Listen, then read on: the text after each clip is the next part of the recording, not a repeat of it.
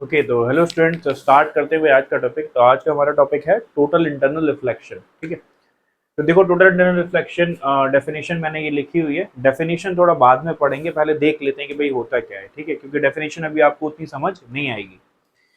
तो देखो मैंने क्या किया, मान लो मैं एक डेंसर मीडियम मान लेता हूँ, ये लेट सपोज मैंने वाटर मान लिया। ठीक है, तो एक डेंसर मीडियम मान लिया।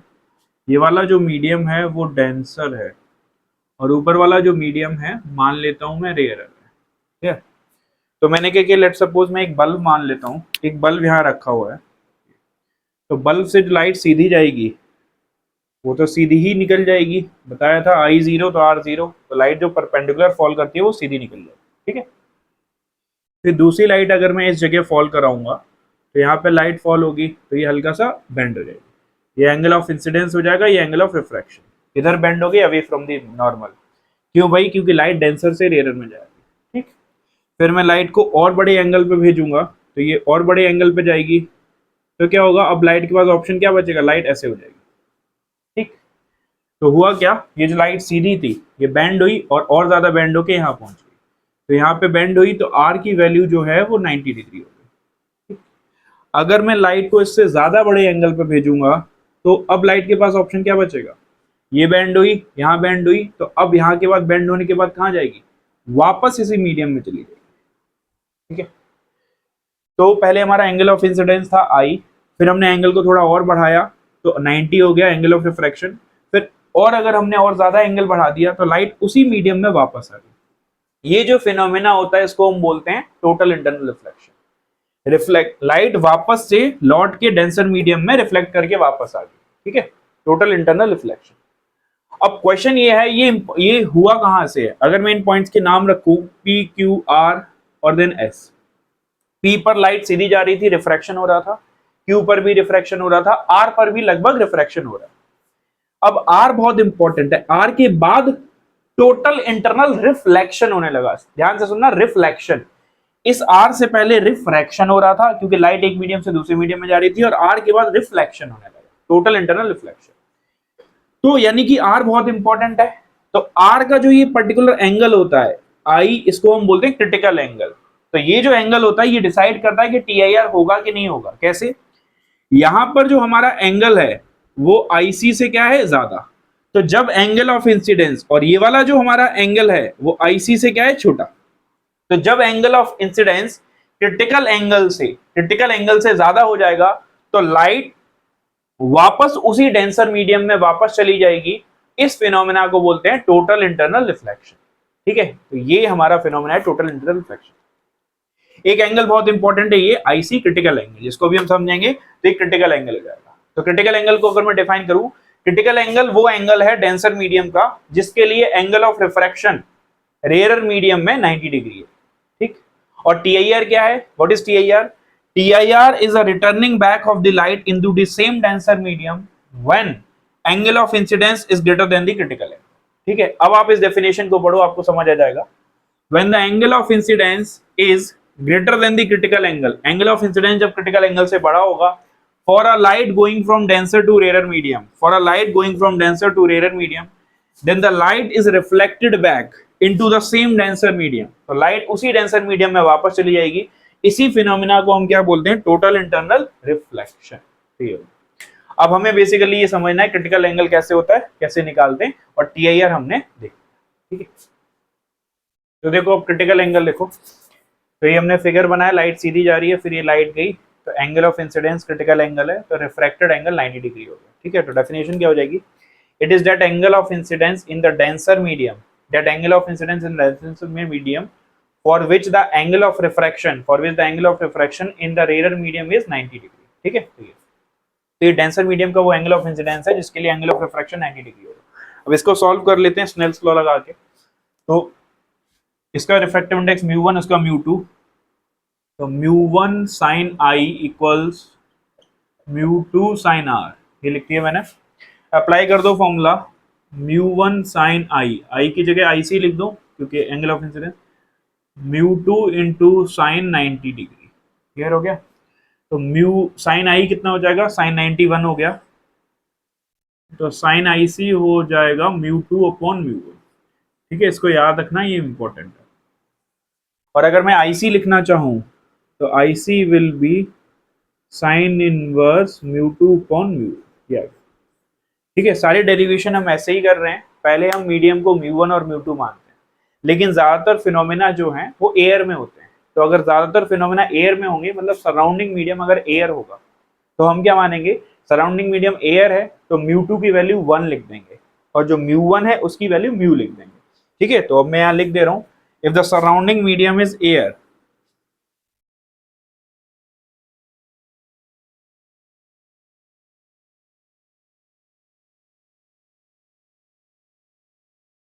अगर सराउंडिंग मीडियम एयर है तो म्यू1, ये वाला इसको म्यू बोल दिया, और जो सराउंडिंग मीडियम है म्यू2 वो 1 हो जाएगा। तो आपका फॉर्मूला क्या बन जाएगा, साइन आई सी म्यू2 बाई म्यू1 की जगह 1 बाई म्यू, ये वैल्यू डाल दी मैंने, म्यू2 म्यू1 की वैल्यू ऊपर डाल दी, और जो आई सी है उसकी वैल्यू आ जाएगी साइन इनवर्स 1 बाई म्यू। ठीक है, ये कब, जब सराउंडिंग मीडियम एयर होगा, जब प्योर मीडियम होगा तो ये फॉर्म। ठीक है, तो भाई देखो, अब हमें एक ग्राफ बनाना है deviation angle versus angle of incidence में, और ये हमने पूरी कंडीशन डिनोट कर रखी है। लाइट सीधी जाएगी तो सीधी, यहाँ θ1 पे फॉलो हुई तो θ2 पे गई, ये क्रिटिकल एंगल है यहाँ पर 90 डिग्री, और यहाँ θ1, यहाँ TIR हो रहा है। ठीक है, तो अब मैं डेविएशन का मुझे ग्राफ बनाना है। तो डेविएशन मतलब जो लाइट का इनिशियल पाथ है, ये लाइट का इनिशियल पाथ है, तो ये टोटल एंगल कितना हो जाएगा भाई, θ1 वर्टिकली अपोजिट, और ये वाला एंगल कितना है, θ2। तो डेविएशन जो है ये आपका डेविएशन कहलाएगा ये। तो deviation will be, it will come out to be θ2 minus θ1।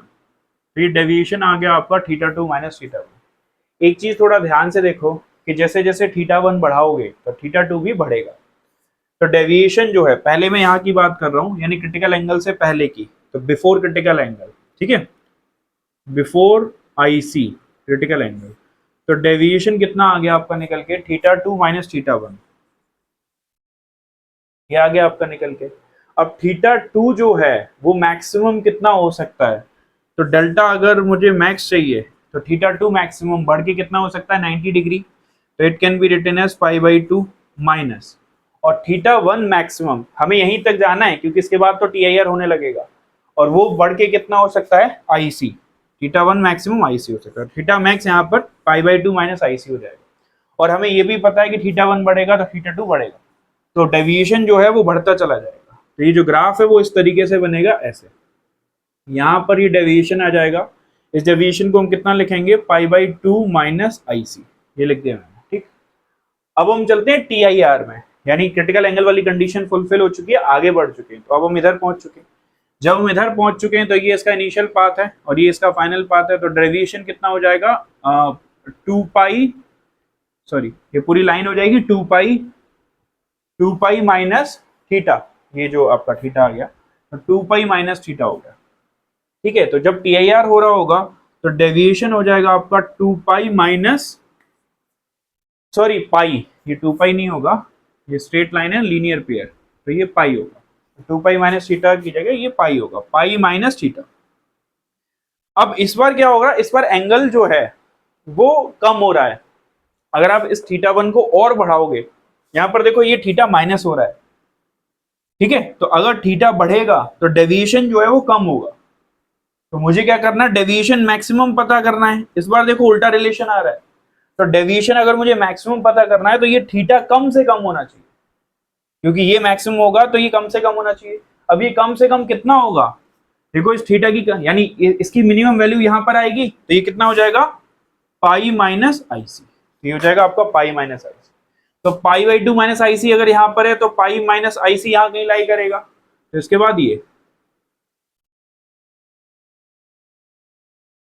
Graph jump करके तुरंत यहां पहुंच गया। और इसके बाद क्या होगा, एंगल बताया था, थीटा जैसे जैसे बढ़ता रहेगा डेविएशन कम होता रहेगा। तो ये ग्राफ ऐसे है, तो ग्राफ पहले ऐसे बढ़ेगा, फिर डॉटेड लाइन यहां से तुरंत जंप करके ऊपर पहुंचेगा, फिर ग्राफ इस तरीके से। ठीक है, तो भाई ये हमारा डेविएशन का ग्राफ। तो देखो अब हमको नेसेसरी कंडीशंस फॉर TIR देखनी है, तो वो अभी हमने देखा था, लाइट डेंसर से रेयर में जा रही थी। तो पहली कंडीशन ये है कि लाइट डेंसर टू रेयर जानी चाहिए, ठीक है, रेयरर टू डेंसर भेजोगे तो TIR नहीं होगा, denser to rarer. Second, angle of incidence should be greater than the critical angle. तो ये दो नेसेसरी कंडीशंस है, तभी आपका TIR होगा। ठीक है, तो देखो एप्लीकेशंस ऑफ TIR देखो। ठीक है, तो एक पहला देखते हैं, स्पार्कलिंग ऑफ डायमंड। डायमंड जो चमकता है वो किस वजह से चमकता है?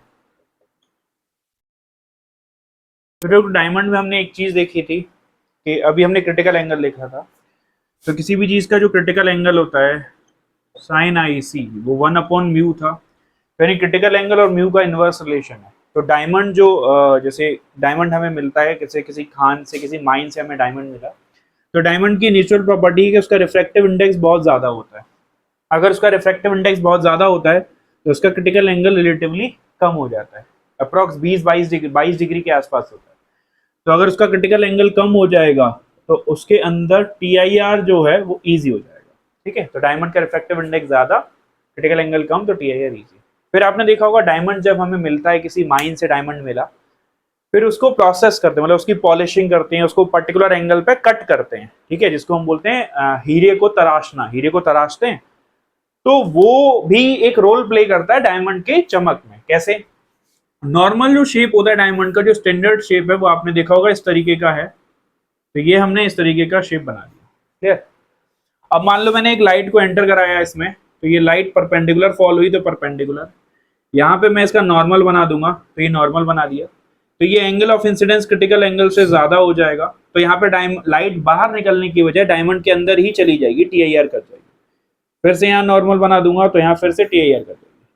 तो इसका मतलब ये होता है कि लाइट जो एक बार डायमंड के अंदर एंटर हो जाती है वो मल्टीपल TIR करती रहती है और डायमंड से बाहर नहीं निकल पाती।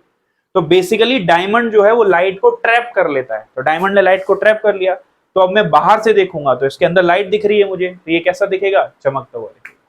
ठीक है, तो ये रीजन। अब देखो सेकंड एप्लीकेशन देखते हैं TIR का। तो सेकंड एप्लीकेशन होता है मिराज फॉर्मेशन। तो मिराज फॉर्मेशन बेसिकली कैसे होता है? तो जैसे आपने भी इसे ऑब्जर्व किया होगा, जैसे गर्मियों के दिनों में आप हाईवे पे जाओ, तो गर्मियों के दिनों में आप हाईवे पे जा रहे हो, तो हाईवे पे आपको दिखेगा आगे रोड पे कि शायद रोड जो है, रोड पे पानी फैला हुआ है या रोड गीला है। ठीक है, आगे दूर जाके, फिर जब आप वहां पहुंचोगे तो वहां पे रोड गीला नहीं होगा, फिर लगेगा और आगे रोड गीला है। तो ये जो फिनोमिना हमें दिखता है कि रोड पे पानी नहीं है फिर भी हमें वहां पानी दिख रहा है, इसी को हम बोलते हैं मिराज। डेजर्ट में ये फिनोमिना बहुत ज्यादा होता है और बहुत अच्छी इंटेंसिटी से होता है। क्यों होता है उसका रीजन देखते हैं। जैसे मान लो हमने डेजर्ट मान लिया, तो ये हमने डेजर्ट ले लिया। ठीक है, अब मान लो यहां पर कोई एक वो मान लेते हैं, ये कोई पेड़ है। ठीक, डेजर्ट में ये होता है सैंड। तो सैंड की एक प्रॉपर्टी होती है कि सैंड बहुत जल्दी गर्म हो जाता है और बहुत जल्दी ठंडा हो जाता है। जैसे डेजर्ट में आपको दोपहर में बहुत गर्मी लगेगी, सेम डेजर्ट में आपको रात में सर्दी लगेगी। ठीक है, तो ये सैंड की प्रॉपर्टी की वजह से है, दोपहर में बहुत गर्म हो गया, गर्मी मिली तो, और रात में बहुत ठंडा हो गया। तो ये जो एयर की जो लेयर है, ये वाटर वगैरह नहीं है, एयर है। एयर की हमने लेयर्स को ऐसे बना दिया, तो नीचे वाली जो एयर की लेयर है वो हॉट होंगी और ऊपर वाली जो एयर होगी वो रिलेटिवली कोल्ड होगी। ये ग्रेजुअल होता है, ऐसे नहीं सडनली हो जाता है। ऊपर से जैसे जैसे नीचे जाओगे थोड़ी थोड़ी गर्मी बढ़ती जाएगी।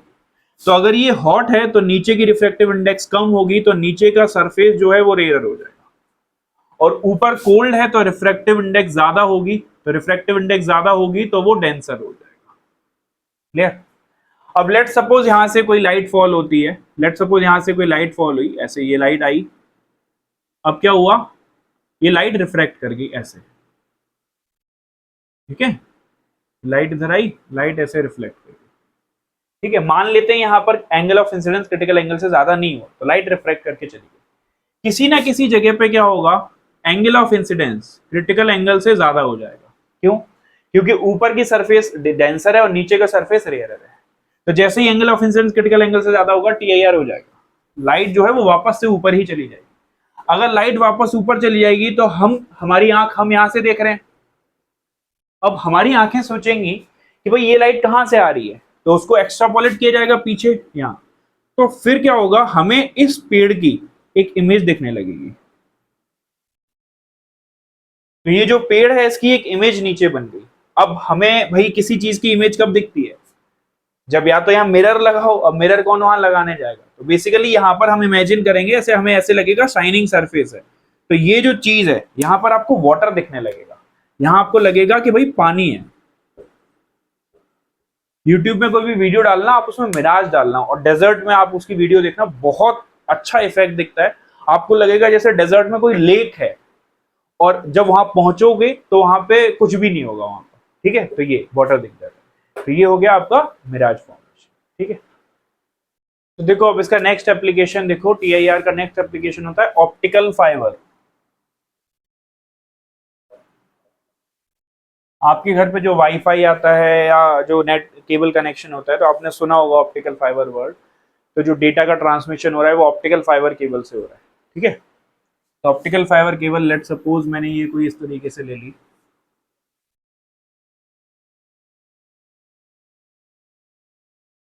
ये ऑप्टिकल फाइबर केबल है, ठीक है। तो ये एक वो होता है। अब मैं इसके ऊपर एक लेयर और लगा दे रहा हूँ, ये इसके ऊपर एक लेयर लगी हुई है,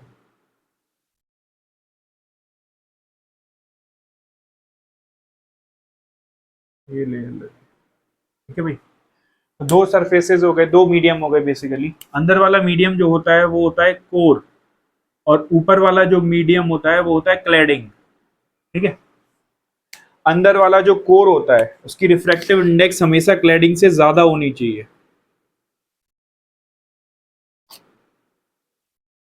ऐसा होगा तो अंदर वाला मीडियम ये डेंस होगा और ये वाला रेयरर होगा। तो लाइट जब इधर एंटर करेगी तो कोर डेंसर है और ये क्लैडिंग है।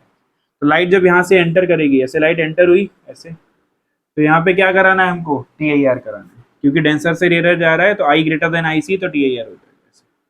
फिर यहाँ पे टीआईआर होगा, फिर यहाँ पे टीआईआर होगा, वैसे टीआईआर होता चला जाएगा और फिर लाइट फाइनली यहाँ से बाहर निकलेगी।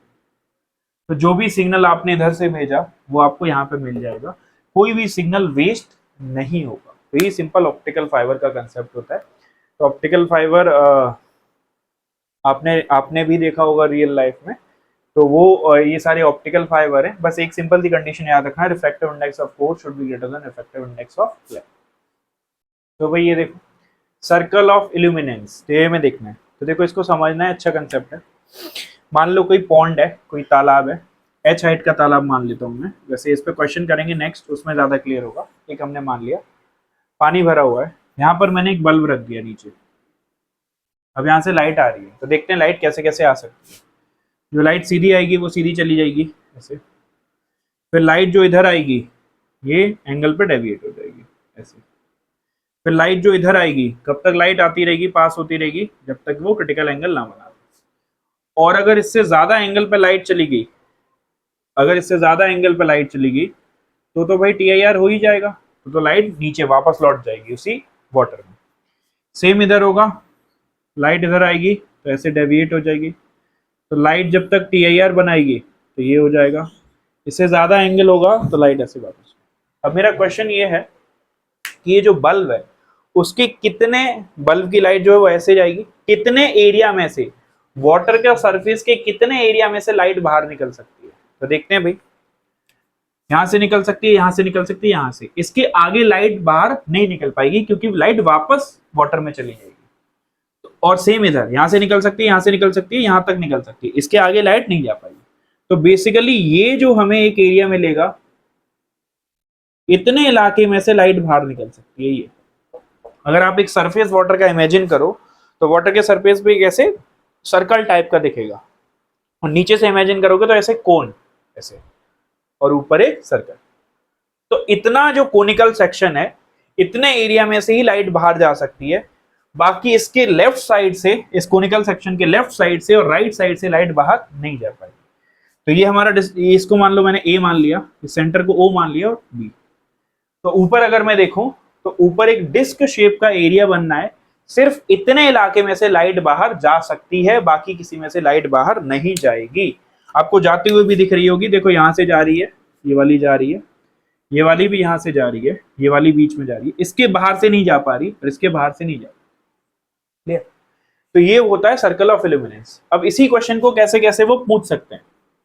वो ये पूछ सकते हैं कि भाई कितने एरिया में से लाइट बाहर जा रही है, यानी ये जो डिस्क आपको दिख रही है ना ऊपर, ये डिस्क आपको दिख रही है ये वाली ब्लू कलर की, इसका वो आपसे एरिया पूछ सकते हैं भाई, ये रही डिस्क ब्लू कलर की दिख रही है, तो वही पूछ सकते हैं area from which the light is coming out,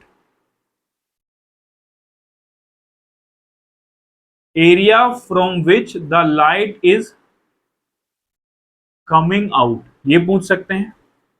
और ये भी पूछ सकते हैं फिर, अब भाई मान लो हमें लाइट को बाहर आने से रोकना है, तो फिर वो बोलेंगे हमें इसके ऊपर एक मिनिमम कितने एरिया की डिस्क रखें ताकि लाइट बाहर ना आए, तो जितने एरिया में से लाइट बाहर आ रही है उतने ही एरिया की डिस्क रख दो तो लाइट बाहर नहीं आएगी। तो minimum area of disc required, minimum area of disc required so light does not come out, does not come out, तो ये हो सकता है। ठीक है, वो ऐसे पूछ सकते हैं कितने, या फिर वो ऐसे भी हो सकते हैं, मान लो इस बल्ब की जगह यहाँ मछली है, तो मछली पे लाइट, जो लाइट यहाँ से अगर कोई है तो मछली की लाइट इधर से जा रही होगी, तो बाहर की भी लाइट इसी जगह से आ सकती है प्रिंसिपल ऑफ रिवर्सिबिलिटी से। तो बेसिकली यहाँ पर जो फिश है उसको भी इसी कोन के उसमें दिखता है, उसको फिश को भी इसी कोन के उसमें दिखता है बाहर की दुनिया, तो फिश जो इसके नीचे है उसको इसी कोन के रेस्पेक्ट में बाहर की दुनिया दिखती है, तो वो ये भी पूछ सकते हैं। ठीक है, तो सेम क्वेश्चन, सेम लॉजिक है, बट क्वेश्चन अलग अलग फॉर्म हो सकते हैं। क्वेश्चन कर लेते हैं हम इसको। ठीक, तो देखो भाई ये वाला क्वेश्चन देखो, क्वेश्चन रीड कर लेते हैं। A point source of light is placed at the bottom of a tank containing a liquid having refractive index mu up to a depth h।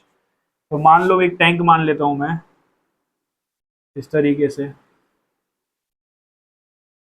ये जो लिक्विड है इसका रिफ्रैक्टिव इंडेक्स म्यू गिवन है, इसकी जो डेप्थ है वो h given है। ठीक है, a bright circular spot is seen on the surface of the liquid, find the radius and area of this bright spot। ठीक है, तो यहाँ पे कोई लाइट प्लेस्ड है, तो आपको बताया ही था मैंने लाइट कहाँ तक जा सकती है, क्रिटिकल एंगल तक जा सकती है इधर, और इधर भी क्रिटिकल एंगल तक जा सकती है। ठीक है, तो ये आपको मिल जाएगा, वो ऐसे ब्राइट स्पॉट मिलेगा ये। तो बेसिकली आपको ये बताना है इतने इलाके में से ही लाइट बाहर जा रही होगी, तो इतने इलाके को जो भी हमने फिगर बनाया उसके अकॉर्डिंग यही बनेगा। तो इस ये जो डिस्क आपको दिख रही है इसका आपको रेडियस बताना है और एरिया बताना है। ठीक, तो लाइट आपको बताया था कहाँ तक जा सकती है, क्रिटिकल एंगल तक, तो ये एंगल कितना हो जाएगा, क्रिटिकल एंगल। इसको मैं इससे ज्वाइन कर दूं फिगर के अकॉर्डिंग,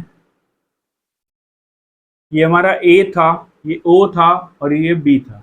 ठीक है, ये आई सी हो गया, तो ये भी आई सी हो गया। रिफ्रैक्टिव इंडेक्स म्यू, बाहर क्या है एयर, तो साइन आई सी की वैल्यू हमें पहले से पता है, तो ये हमें रेडियस चाहिए भाई इसकी, तो ये रेडियस कितनी है इसकी आर, तो मुझे साइन आई सी की वैल्यू पहले से पता है। साइन आई सी की वैल्यू कितनी हो जाएगी आपकी, साइन आई सी की वैल्यू हो जाएगी 1/म्यू, ये हमें पहले से पता है। अब हमें इसका रेडियस चाहिए, तो रेडियस साइन आई सी मुझे मिल गया 1/म्यू। तो अब मैं इस वाले ट्राइंगल के अगर पास जाऊं, अच्छा ये हाइट h है, तो ये हाइट भी कितनी होगी h, क्लियर, तो ये आपकी हाइट h होगी।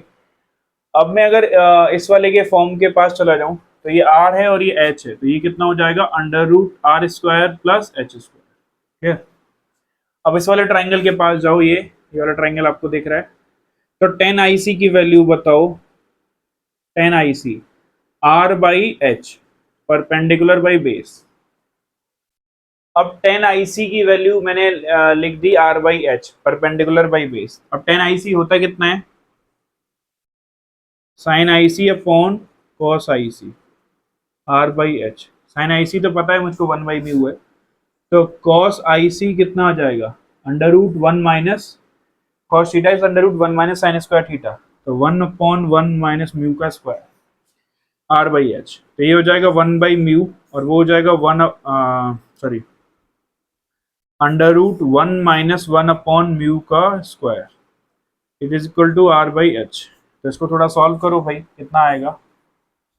ठीक है, तो ये आ जाएगा आपका सॉल्व होके 1/μ से म्यू कट जाएगा, √μ² माइनस 1 इक्वल्स r/h, तो r आ जाएगा h अपॉन √μ² माइनस, ये आ गया भाई आपका रेडियस। फिर आपको क्या चाहिए, आपको मान लो एरिया भी निकालना है, तो ये रेडियस आ गया आपका डिस्क का, फिर आपको एरिया भी निकालना है, तो एरिया तो पता ही है भाई आपको, पाई आर स्क्वायर होता है, पाई आर स्क्वायर, तो pi h square upon mu square minus 1, ये एरिया आ गया, ये हमारा रेडियस। क्लियर है? तो देखो भाई ये वाला क्वेश्चन है, एक प्रिज्म दे रखा है ए बी सी, ये एंगल थीटा दे रखा है, ये लाइट इस पर फॉल हो रही है, इस प्रिज्म का रिफ्रैक्टिव इंडेक्स है 3/2। ठीक है, क्वेश्चन पढ़ लेते हैं। What should be the value of angle theta should at the light entering normally through the surface AC, ये सरफेस AC पर लाइट नॉर्मली परपेंडिकुलर फॉल हो रही है, एंगल थीटा की वैल्यू हमसे पूछी हुई है, of a prism mu equal to 3/2 does not cross the second refracting surface. वो ये बोल रहा है ये प्रिज्म है, एंगल थीटा है, रिफ्रैक्टिव इंडेक्स 3/2 है, यहाँ से जो लाइट एंटर हो वो AB को पार ना करे, यानी AB से बाहर ना निकले, AB से बाहर नहीं निकालना, तो यानी कि लाइट यहाँ से एंटर होगी ऐसे, तो यहाँ से तो सीधी ही जाएगी ऐसे। अगर हमें लाइट को इधर से उधर पार नहीं निकालना, तो यानी TIR कराना है। ठीक है, समझ आ रहा है TIR? तो यहाँ पर अगर TIR कराना है, तो यहाँ पे मान लो TIR हो रहा होगा, तो यानी ये जो एंगल ऑफ इंसिडेंस होगा वो क्रिटिकल एंगल से क्या होना चाहिए, ज्यादा। I should be greater then IC। ये क्लियर है कि नहीं? ये मैं लिख दिया, मैं इसको हटा दे रहा हूँ, इस एंगल को क्या बोल रहा हूँ मैं, I, ये एंगल I। और मुझे पता है यहाँ TIR कराना है, क्योंकि TIR होगा तभी लाइट बाहर नहीं जाएगी, इसी में वापस चली जाएगी। तो TIR मुझको कराना है, तो मुझे सिंपल पता है कि I की वैल्यू IC से बड़ी होनी चाहिए। तो पहले I को ढूंढ लेते हैं। देखो ध्यान से देखना, ये थीटा, ये 90, ये 90 माइनस थीटा ऊपर वाला, ये 90 माइनस थीटा, ये 90, तो ये कितना हो जाएगा थीटा, 90 माइनस थीटा, तो ये थीटा, तो I कितना हो गया 90 माइनस थीटा। क्लियर है भाई? ये थीटा, ये 90, तो ये 90 माइनस थीटा, ये 90, तो ये थीटा हो गया, और ये थीटा हो गया, तो ये नॉर्मल है, तो I किसके बराबर हो गया, 90 माइनस थीटा के बराबर। ठीक है, तो I should be greater than equal to IC, तो मैं यहाँ साइन लगा दे रहा हूँ, sine I should be greater than sine IC, ध्यान देना। तो sine I should be greater than sine IC, तो साइन I, अब साइन I को क्या लिखूं मैं, I को क्या लिखूंगा 90 minus theta, should be greater than sine IC। Sine IC क्या होता है 1 अपॉन म्यू, तो साइन 90 माइनस थीटा कितना हो गया, cos theta greater than 1 upon mu, mu कितना है 3/2, तो cos theta should be greater than 2/3। ठीक है, तो ये हमारी वैल्यू आ गई। तो देखो भाई ये वाला क्वेश्चन है, a rectangular block of glass, ये रेक्टेंगुलर ब्लॉक है ग्लास का, इस तरीके से रखा हुआ, is placed on a printed page, ये नीचे एक पेज है, ये प्रिंटेड, इस पे कुछ लिखा हुआ है, ठीक है, on laying on a horizontal surface, find the minimum value of the refractive index of the glass. इसका हमें रिफ्रैक्टिव इंडेक्स निकालना है, इसकी मिनिमम वैल्यू निकालनी है, for which the letters on the page are not visible from any of the vertical faces of the block. यानी कि ये जैसे मान लो ये पेज रखा हुआ है, इसके ऊपर ही ग्लास रखा हुआ है, ग्लास स्लैब, जैसे पेपर वेट होता है ना, एक ग्लास स्लैब रखा हुआ है, तो कोई पेपर है उसके ऊपर एक ग्लास स्लैब रखा हुआ है, तो उसको अगर हम देखें तो केवल ऊपर से चीजें दिखें, साइड से चीजें ना दिखें। ये वर्टिकल फेस है, देखो ये वर्टिकल फेस, यहां से लाइट बाहर ना जाए, क्योंकि अगर यहां से लाइट बाहर जाएगी तो यहाँ का पर्सन देख लेगा, यहां से लाइट बाहर जाएगी यहाँ का पर्सन देख लेगा, तो कौन देख सकता है सिर्फ इसको, केवल ऊपर वाला, ये, यानी इसको सिर्फ ऊपर से देखा जा सके। अगर ऊपर से देखा जाना है तो यहां से जो भी लाइट आए वो इस वाले सरफेस से, सीबी सरफेस से बाहर नहीं निकलनी चाहिए, वो वापस ऊपर से ही बाहर निकलेगी, तभी ऊपर वाला उसको देख पाएगा। ठीक है, तो ये है लॉजिक हमारा। तो अब इसको सॉल्व करते हैं, इसका रिफ्रैक्टिव इंडेक्स हमें निकालना। हमने लाइट यहां से भेजी, ये मान लो कोई पॉइंट O है हमारा, ये हमारा कोई पॉइंट P है, तो यहाँ पे थीटा है, एंगल ऑफ रिफ्रैक्शन R है। यहाँ पर हमने क्या किया, नॉर्मल बनाया, ये नॉर्मल को इधर बना देता हूँ, ये नॉर्मल बन गया हमारा। यहाँ पर क्या करना चाहिए, लाइट बाहर नहीं निकलनी चाहिए, अगर यहाँ से लाइट बाहर निकल जाएगी तो इधर वाले को दिख जाएगा, तो यहाँ पे हमें लाइट बाहर नहीं निकालनी, तो लाइट बाहर नहीं निकालनी, तो हमें क्या कराना है, TIR कराना है, तो TIR होगा, उसके बाद यहाँ पे लाइट बाहर निकलेगी, तो यहाँ बेसिकली यहाँ पे TIR कराना। अब यहाँ TIR कब होगा, ध्यान से देखो, ये जो I है, ये जो I है वो क्रिटिकल एंगल से क्या होना चाहिए, ज्यादा, तो एट पॉइंट P की बात कर रहा हूं, at point P I should be greater than critical angle, क्योंकि वहां TIR होना चाहिए, तो मैं साइन I लगा दूं, तो sine I should be greater than sine IC। ठीक है भाई, साइन I साइन IC से बड़ा होना चाहिए। क्लियर हो गया। अच्छा, साइन आई सी हमको पता है, साइन आई सी की वैल्यू होती है 1/μ, तो एक इक्वेशन हमको ये मिल गई। ठीक है, ये हमने स्नेल्स लॉ कहाँ लगाया, पॉइंट पी। अब मैं दूसरा स्नेल्स लॉ लगा रहा हूं।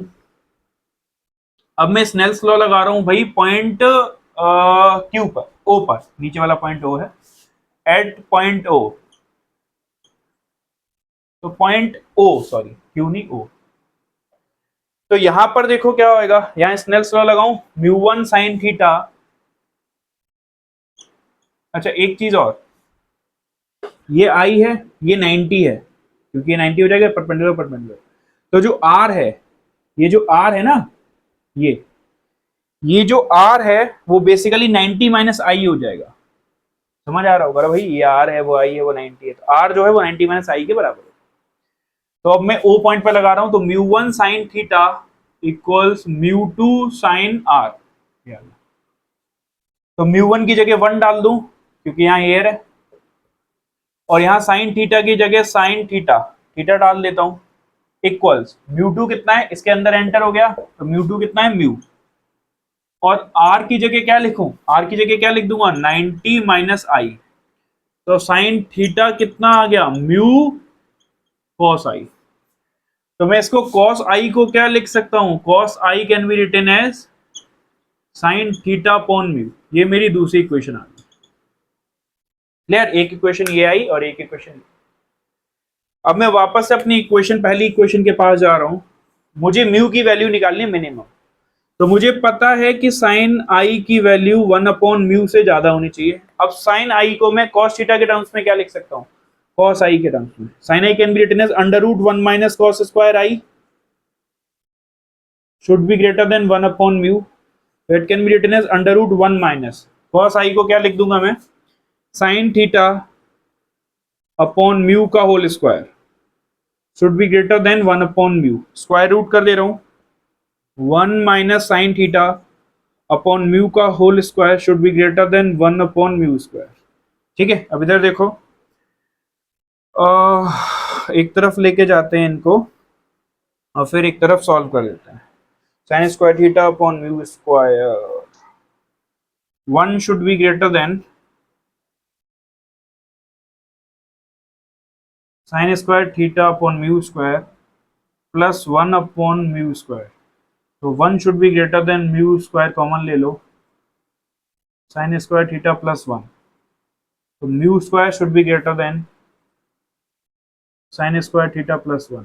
ठीक, तो mu should be greater than under root sine square theta plus 1। अब मुझे म्यू की मिनिमम वैल्यू चाहिए, तो म्यू इससे बड़ा होना ही चाहिए। तो म्यू हर कंडीशन में साइन थीटा से बड़ा, तो हर कंडीशन के लिए, तो यानी म्यू जो है उसकी मैक्सिमम वैल्यू हो तब भी इससे बड़ा हो, तो इसकी मैक्सिमम वैल्यू कितनी होती है 1 प्लस और 1, तो म्यू कितना होना चाहिए 2। तो mu should be greater then, कितना आ गया भाई, इसकी मिनिमम वैल्यू चाहिए, तो इसकी मैं मैक्सिमम वैल्यू निकालूंगा तब तो कंडीशन सेटिस्फाई होगी। तो mu minimum should be greater then √2। तो इस ग्लास स्लैब का रिफ्रैक्टिव इंडेक्स √2 से ज्यादा होना चाहिए, तभी ऐसा पॉसिबल होगा कि ग्लास स्लैब पे रखी हुई जो नीचे लिखा होगा वो आपको ऊपर से दिखेगा और साइड से नहीं दिखेगा। क्लियर, तो आज का वीडियो इतना ही, बाकी नेक्स्ट क्लास में मिलते हैं। Okay then bye.